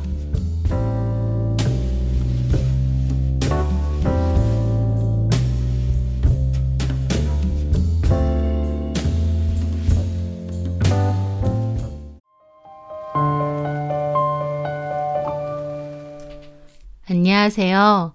저는 7살 아들을 키우고 있는 엄마입니다. 그맘때 아이들이 다 그렇겠지만 저희 아들도 잠시도 가만히 있지 않는 천방지축이거든요. 체력 넘치고 호기심 넘치는 아이를 키우다 보면 정신없고 힘들 때도 많지만 또 아이가 주는 행복이 크기도 합니다. 아이가 어디 아프거나 다치지 않고 건강하게 잘 자라주는 것이 부모의 가장 큰 바람이잖아요. 저희 아이가 비록 엉뚱하고 산만하기도 하고 또 말도 또래와 달리 좀 어눌하게 할 때도 많아서 걱정이 될 때도 있었지만 그래도 건강하고 씩씩하고 또 착하다 보니 그거면 됐다 생각하며 키우고 있었습니다. 저희 아이는 말도 굉장히 빨리 한 편이고 본인이 관심이 있는 분야에서는 좀 놀라운 부분이 있기도 했어요. 가령 30개월 정도에 저희 아이는 공룡을 엄청 좋아했었는데 100가지가 넘는 공룡 이름을 다 외우고 그 공룡들이 어느 시기에 살았는지까지 다 기억을 하더라고요. 그 모습을 보고 시부모님은 저희 지호가 영재가 아니냐고 막 그러셨어요.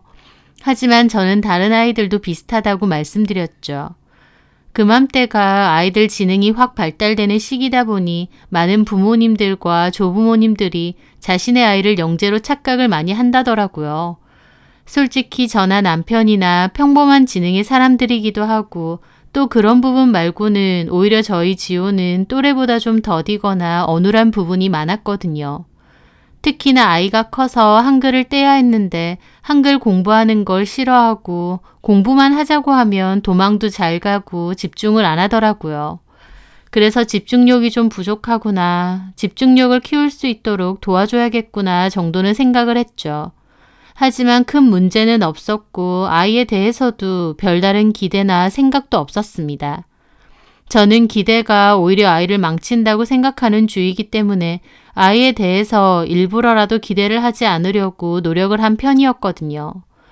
그런데 멀리 타 지역에 사는 동서가 제가 사는 동네로 이사를 오면서 저는 좀 스트레스를 받아야 했어요. 동서는 결혼 후 쭉 다른 지역에서 살다가 도련님이 회사를 옮기면서 저희 동네로 이사를 오게 됐는데요. 같은 동네에 시부모님도 살다 보니 멀리 떨어져 살던 전보다는 훨씬 자주 만나게 되었죠. 동서는 딸 하나를 키우고 있었고 딸 이름은 서영입니다. 동서네가 결혼은 저희보다 먼저 했는데요. 아이가 잘 생기지 않아 시험관까지 해서 힘들게 얻은 아이가 서영이었어요. 그렇다 보니 동서나 도련님이나 서영이에 대해선 껌뻑 죽는 게 있습니다. 게다가 동서는 서영이에 대한 기대도 엄청 커요. 공부도 엄청 잘하고 똑똑하고 잘난 사람으로 키우겠다는 포부가 컸죠. 그래서인지 어렸을 때부터 벌써 이런 걸 하나 싶을 정도로 서영이의 교육에 투자를 많이 했어요.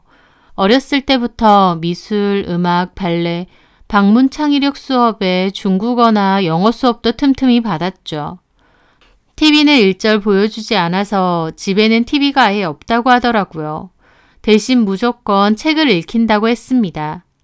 이미 돌 때부터 동서는 유명한 전집들을 사 모으기 시작했고 서영이는 집에 있으면 무조건 책을 읽는다고 했어요. 동서네 집은 거실에 책장밖에 없을 정도죠. 장난감보다 책이 중요하고 책을 장난감처럼 생각하라는 게 동서의 교육관이었습니다. 동서네 집에 놀러가 보니 양사방의 책장은 물론 방바닥에도 책들이 다 펼쳐져 있더군요. 오며 가며 주워 들어서 읽으라는 뜻이었죠. 그런 동서의 열성 때문인지 서영이는 또래답지 않게 차분하고 조용한 성격에 늘 책을 달고 살았어요. 아이인데도 말도 조리 있게 잘하는 편이고요. 하지만 솔직히 제 눈에는 서영이가 늘 안쓰러워 보였습니다. 아이인데도 피곤해 보였고요. 하지만 아무리 동서라고 해도 결국 남인데 남의 육아에는 입대는 게 아니라고도 하죠. 가끔 서영이가 안쓰럽게 느껴지기도 했지만 그렇다고 동서에게 자식 교육에 대해 이래라 저래라 한 적은 없습니다. 하지만 동서는 아니었어요. 동서는 제가 지호를 키우는 방식이 답답하다면서 이런저런 잔소리를 참 많이 했거든요. 동서가 보기에 저는 그냥 아이 공부도 잘 안 시키고 막무가내로 풀어놓고 키우는 것처럼 보였을 테니까요. 예를 들어 시댁에 다 같이 모이면 저희 지호가 서영이한테 놀이터 가서 놀자고 하거든요. 서영이도 같이 가고 싶은 눈치긴 한데 동서가 안 좋아하니 그냥 책 읽겠다고 합니다. 제가 날씨도 좋은데 나가서 좀 놀자고 해서 동서도 마지못해 서영이를 데리고 나간 적이 있어요. 놀이터에 가서 저희 아이가 서영이 그네도 태워주고 미끄럼틀도 같이 타고 서영이도 즐거워 보이더라고요. 동서는 못마땅해 보였지만요. 그러다가 저희 아이가 놀이터 옆 화단에서 네잎클로버를 찾자고 데리고 갔어요. 그런데 그걸 보고 동서는 기함을 하며 달려오더니 서영이 손을 털더라고요. 지우야, 이런 거 지지야. 너도 그만해. 네잎클로버 찾으려고요. 형님, 지우도 이거 못하게 하세요. 왜? 지저분해지잖아요. 요즘은 땅에 중금속도 많아요. 근데 이걸 이렇게 만지면 어떡해요? 그것뿐이에요? 여기 정기적으로 풀에 약도 뿌려야 되잖아요. 이런 거 만지는 거 안 좋아요. 그 말에 저는 멋쩍은 기분으로 웃었습니다. 에이, 좀 만지면 어때? 원래 이런 거 만지고 놀아야 면역력도 올라가는 거야. 그거야 옛날 말이고요. 요즘은 안 좋아요. 이것 봐, 손 시커매졌네. 집에 가서 손 씻자.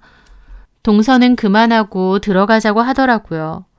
지우는 더 놀겠다고 해서 동서 먼저 들어가라 했는데 서영이도 마지못해 엄마를 따라가면서도 더 놀고 싶은 눈치더라고요.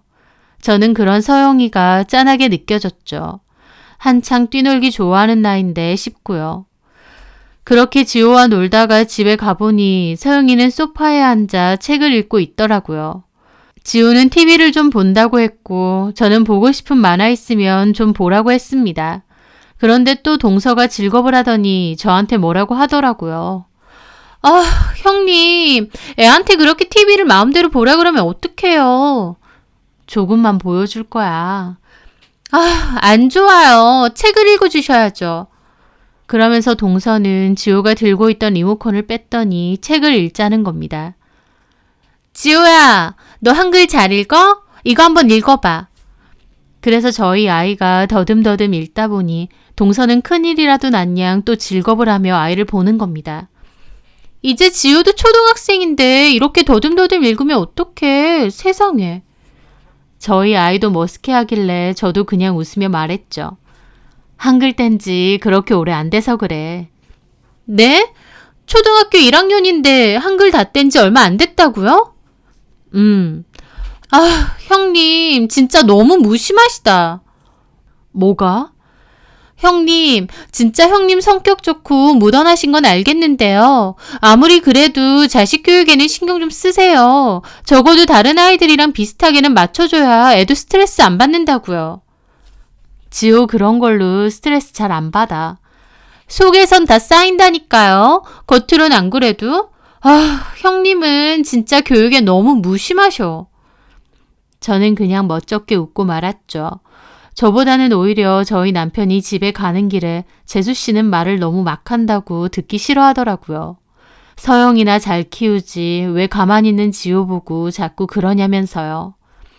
동서가 워낙 교육에 관심이 많잖아. 동서 눈에는 내가 답답해 보이나 보지 뭐. 답답할 게 뭐 있어. 각자 알아서 키우는 거지.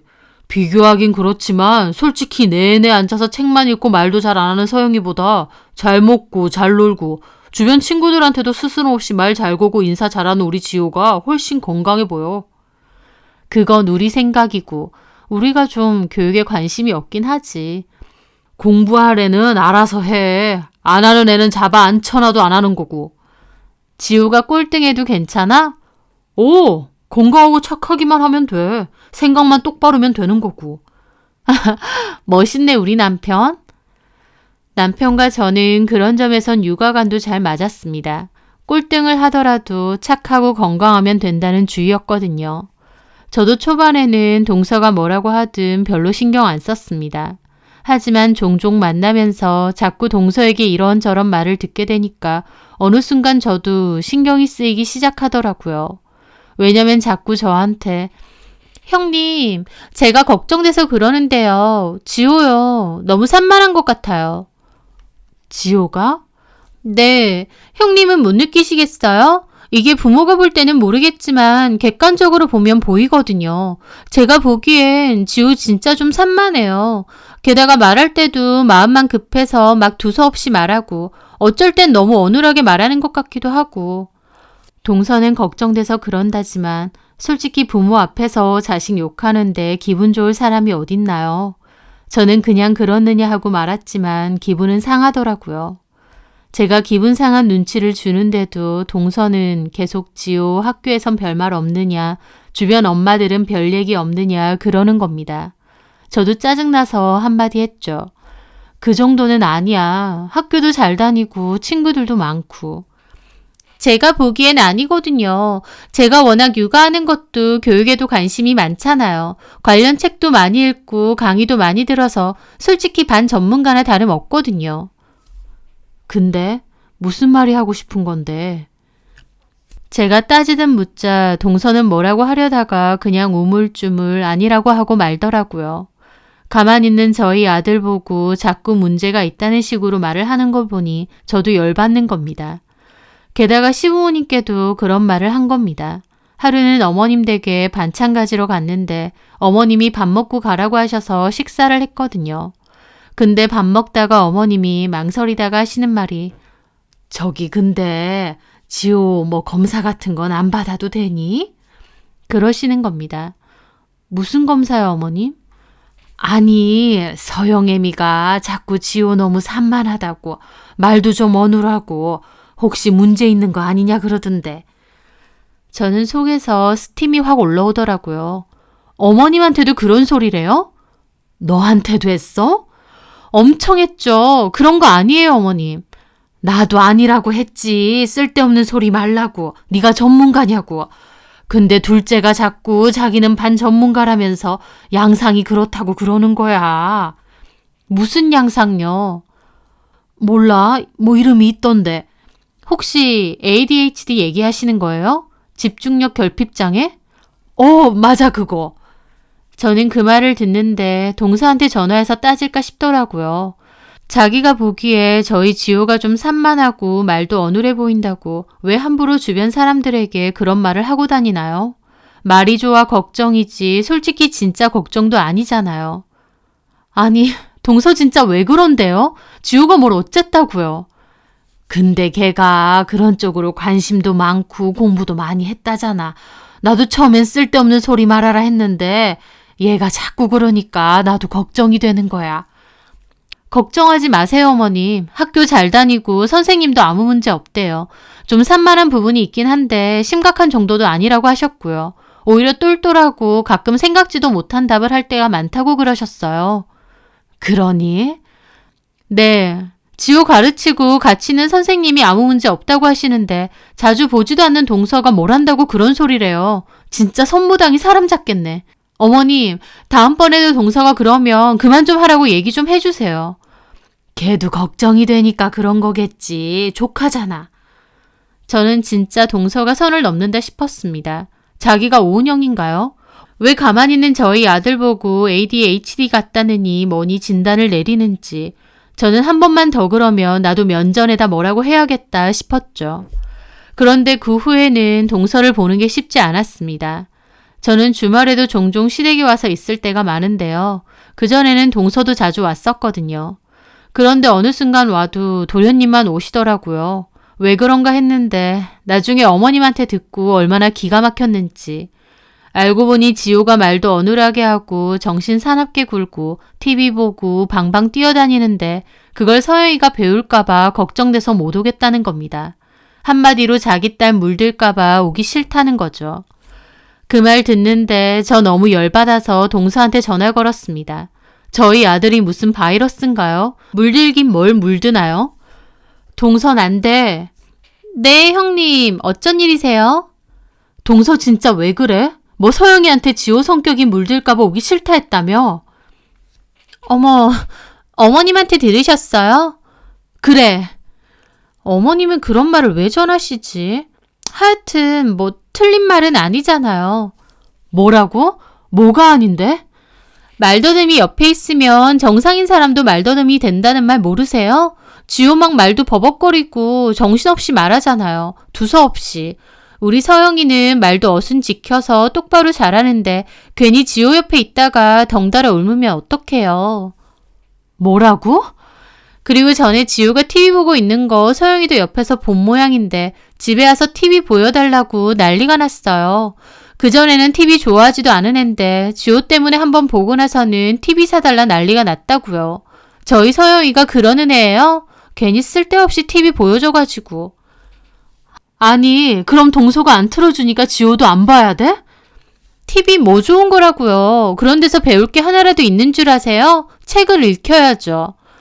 그건 동서 생각이고. 아, 형님은 진짜 무심하신 건지.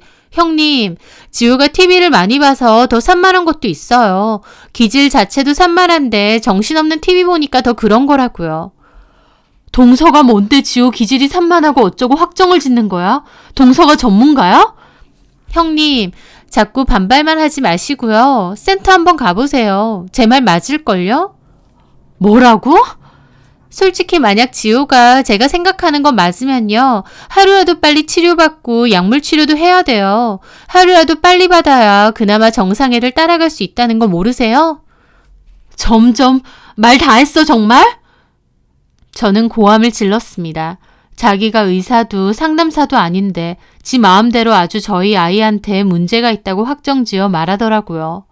설사 문제가 있다고 해도 부모인 저희가 알아서 할 문제인데 오지랖이 너무 지나치기도 했고요. 좋아, 내가 센터 가볼게. 가서 결과 받았는데 동서 생각하고 만약 다르면 그때 제대로 사과해. 만약 맞으면요? 그럼 내가 동서한테 사과할게. 네. 나중에 저한테 고맙다고는 하지 마세요. 옆에서 이런 거 솔직하게 말해주는 사람이 진짜 고마운 사람인 거예요, 형님. 저는 부글대는 속을 참으며 전화를 끊었습니다. 그리고 정말 주변 엄마들에게 물어봐서 괜찮은 센터로 예약을 잡았습니다. 솔직히 예약을 잡을 때는 동서 때문에 홧김에 잡은 것도 있는데 막상 예약 날짜를 기다리다 보니 정말 동서 말대로 지호의 기질에 진짜로 문제가 있는 건 아닐까 걱정되긴 하더라고요. 요새 워낙 흔한 질병이기도 했고요. 하지만 설사 지호가 그런다고 한다면 또 그런 아이를 이해하고 그에 맞춰 치료를 도와주는 것도 부모의 역할이잖아요. 만약 결과가 그렇게 나온다고 해도 또 그거대로 지호를 위해 노력해야겠다 다짐도 했죠. 그런데요. 상담 결과는 제 생각과 딴판이었습니다.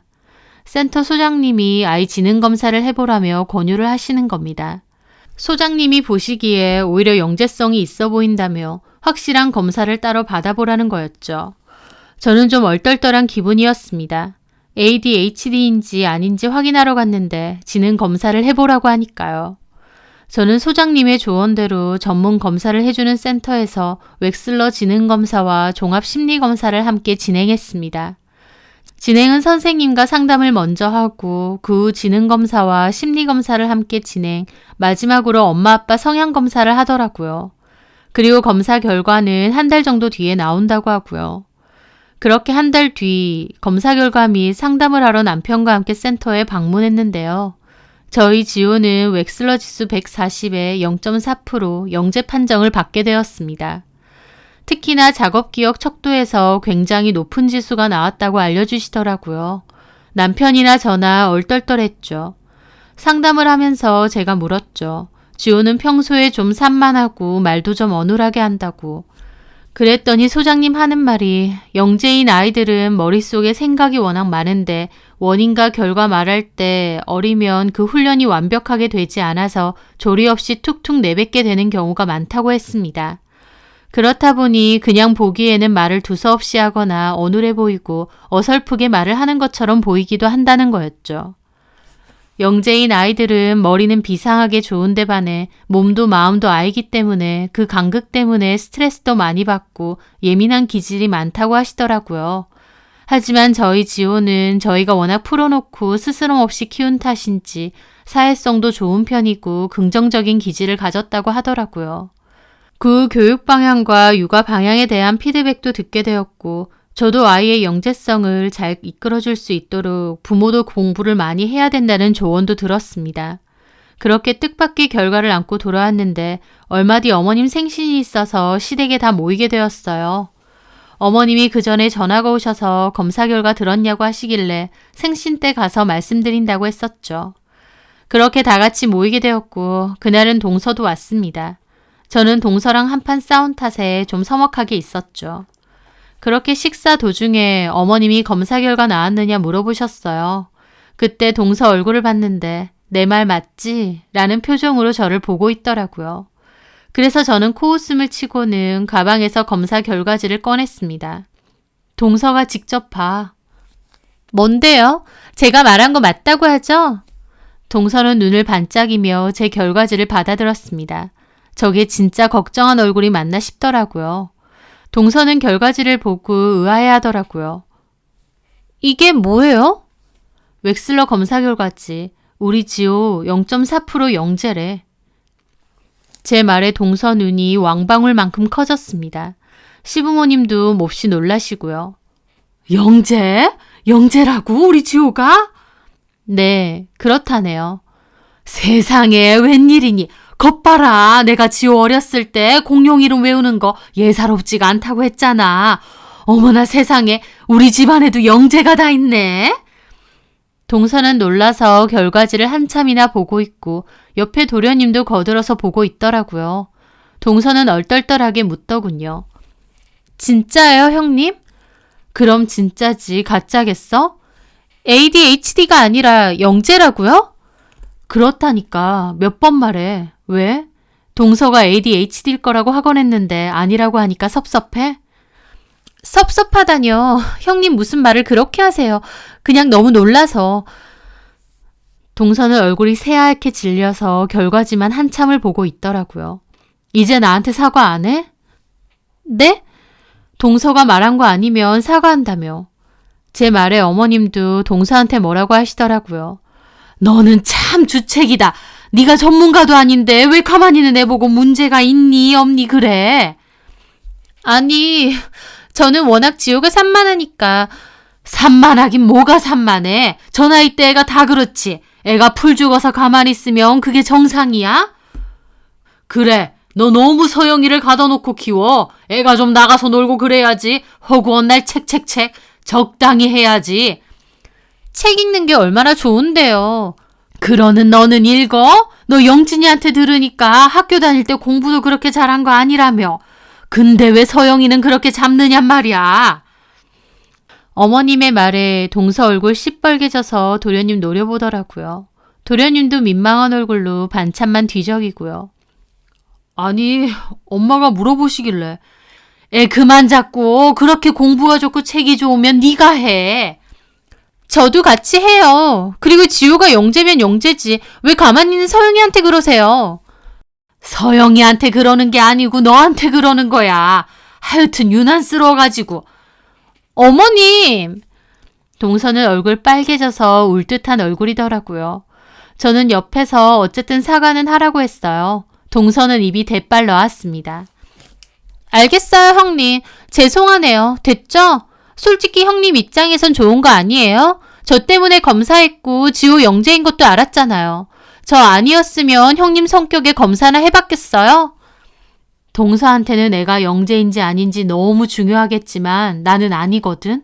애가 영재성을 띠고 있어서 그걸 발전시켜 주는 것도 부모의 역할은 맞겠지만 나는 일단 우리 지호가 실컷 놀고 건강하고 행복한 게 제일 중요해.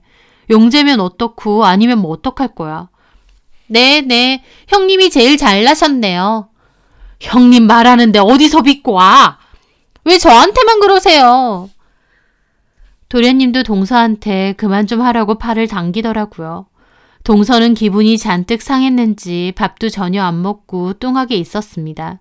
뭔가 검색하는지 폰만 내내 들여다보고요. 나중에 남편에게 들었는데 그날 식사 자리 이후 동서도 바로 검사 예약을 잡았대요. 저희 지호가 받았던 지능검사랑 심리검사요. 그런데 결과가 지능은 그냥 평범한 또래아이 수준인데 심리검사가 엄청 안 좋게 나왔다고 했습니다. 너무 책만 읽은 탓에 사회성도 몹시 떨어지고 또 강박과 불안도도 높다고 하더라고요.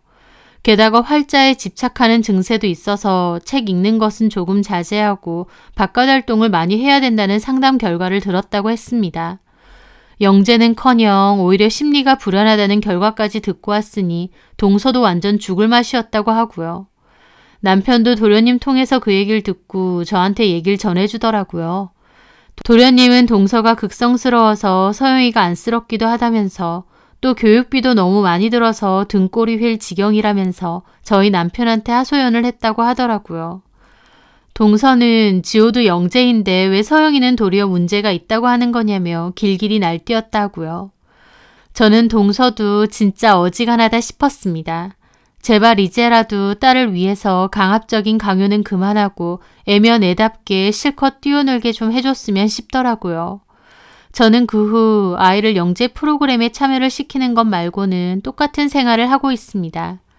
좀 더 발달을 잘할 수 있게 여러 활동을 시켜야 된다는 말도 많이 듣지만 앞서 말한 것처럼 영재든 아니든 아이가 가장 행복한 방향으로 이끌어주고 싶다는 제 생각은 변함이 없어요. 아이가 특별히 공부해보고 싶은 분야가 있다면 그것 또한 저나 남편이 여력이 되는 한 밀어주고 싶지만 그게 아니라고 해도 굳이 강요하거나 아이에게 지나친 기대를 걸고 힘들게 하고 싶진 않거든요. 머리가 좋아서 또래보다 더 예민하고 외로움도 많이 느낀다고 하니 오히려 저나 남편은 정서적으로 아이가 기댈 수 있는 든든한 부모가 되어주어야겠다는 생각을 많이 하게 됩니다. 동서도 자신의 기대를 아이에게 투영시키지 말고 진짜 아이를 위한 게 어떤 건지 생각해 봤으면 하네요. 제 사연 들어주셔서 감사합니다.